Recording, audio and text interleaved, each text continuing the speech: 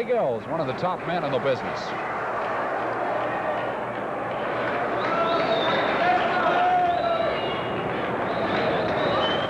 Now here to introduce our first bout, ring announcer, Leonard Sterling.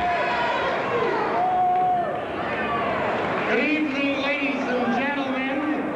These wrestling exhibitions are sanctioned by the National Wrestling Alliance and are under the supervision of the Illinois State Athletic Commission. Your officials for this evening, the attending physician, Dr. Walter Barth, your timekeeper, Bob Klaus, your referee, Maury Friedman.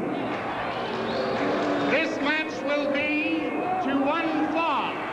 In this corner, weighing 265 pounds, from Munich, Germany, Hermann.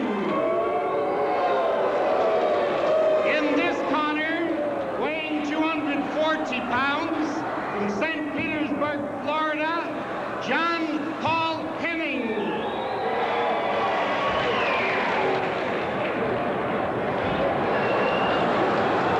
The Deutschlander, Hans Hermann, from Germany, now making his home in Boston.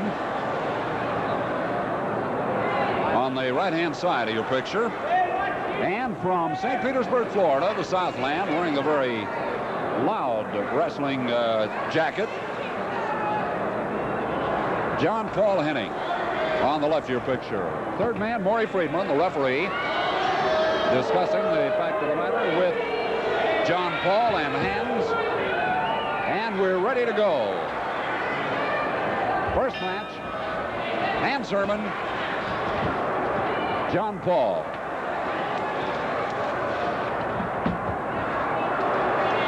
Now, I want you to note the size of referee Maury Friedman. Now, Maury stands in at 6 feet, and he weighs about 490 in that neighborhood. That'll give you an idea of the size of the two men in the ring. Hans Hermann is 290 pounds, and he stands 6'5". John Paul Henning, 240 pounds and 6'3". So, I mean, they are a couple of big ones.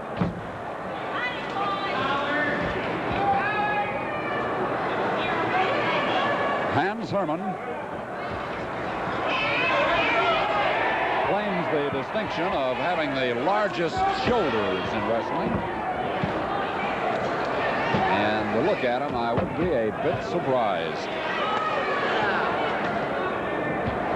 College graduate, dabbles in electronic devices, and has several inventions to his credit.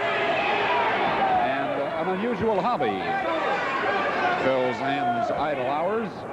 He has one of the largest collections of unique clocks in the country.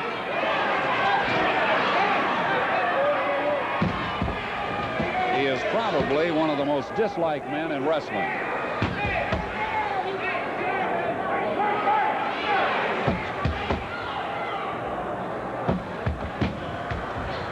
Hans' father is noted surgeon, and you may recall some years back when Ted Williams was still playing with Boston, when he injured his shoulder severely in the All-Star game.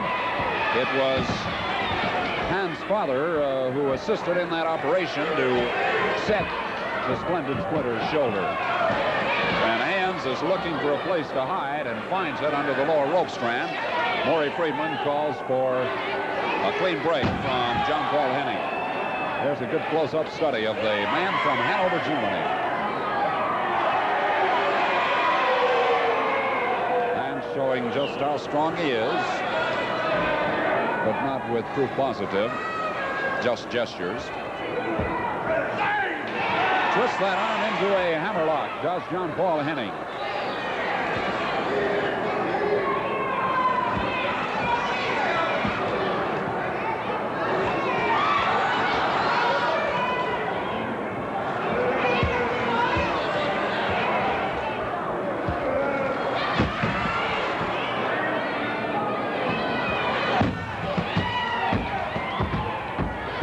Paul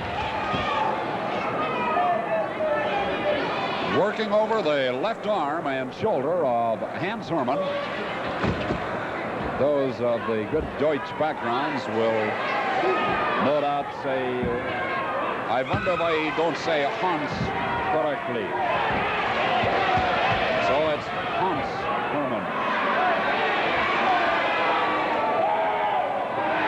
And Murray Friedman is chided and rebuked by Hans.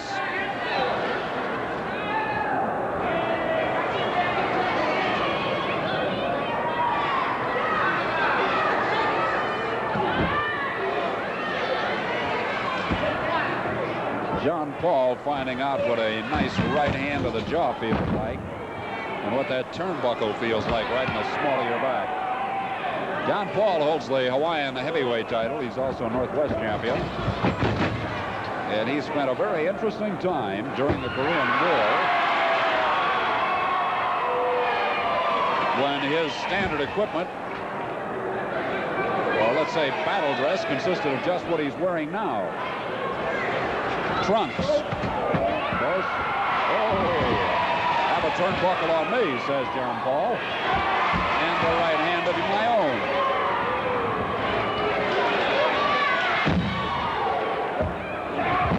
And won't you take my feet? Another drop kick by John Paul Henning.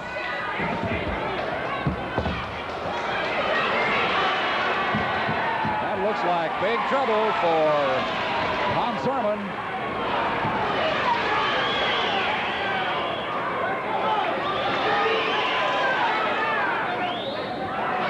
Hans couldn't stand it.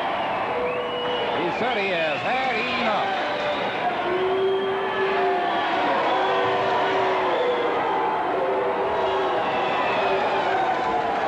John Paul Henning, a frogman on a demolition team during the Korean War, gets the nod over Hans Hermann of Hanover, Germany.